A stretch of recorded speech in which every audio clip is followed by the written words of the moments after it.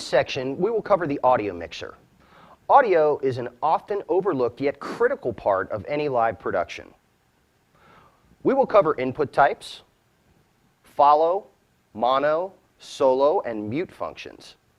We will also cover stream audio configuration and headphone use.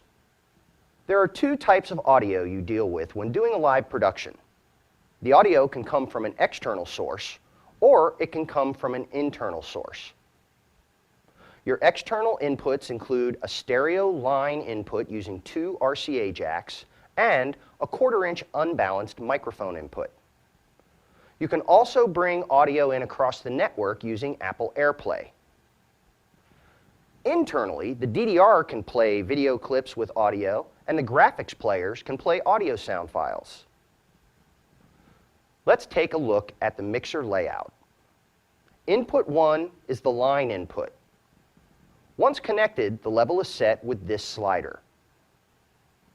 There is a balance control for left to right balance. The next input is for the mic. This input not only has a fader for level, but it also has a gain control. The best way to set this up is to plug in a mic and set the fader to 0. Now adjust the gain control to get a bass level. Then use the fader for any adjustments. There's also a pan control for panning the audio left or right. Notice the DDR, network, and graphics channels have 4 VU meters. The last 2 faders are shaded differently as they are output controls. The stream fader controls the output level on the internet stream, and the master control controls the level of the audio on the output from the front of the machine. There's also a headphone volume control, and it sets the level for the headphone jack.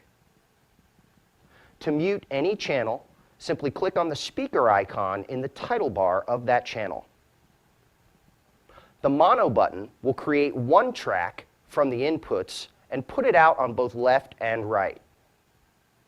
You can see here on input 1 that we have a stereo track playing.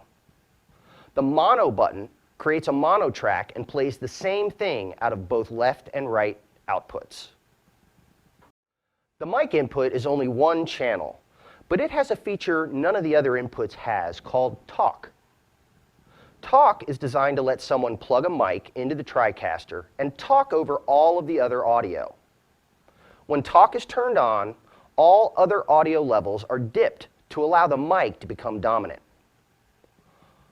All inputs have the ability to solo. Solo can be used 2 ways. First, any channel or group of channels with solo turned on can be sent out the headphone jack. This allows the operator to monitor and check the live audio in the headphones before sending it out live. You can also use it as a grouping feature so that anything with solo checked can be sent out on the stream audio instead of the master audio. There are several options for configuring the stream audio, including only sending out individual media players, all internal players as a group, all channels, which would be the same as master, or whatever has solo turned on.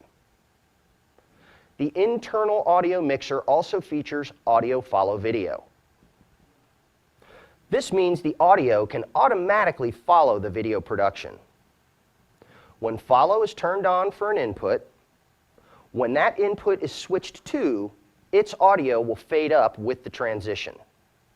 When that input is switched away from, its audio fades out. Here is an example. Let's put Graphics 1 on program with a logo.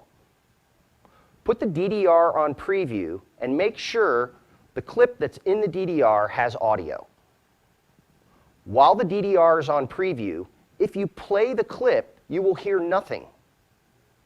Notice the VU meters on the DDR are bouncing, but they are ghosted in the audio mixer.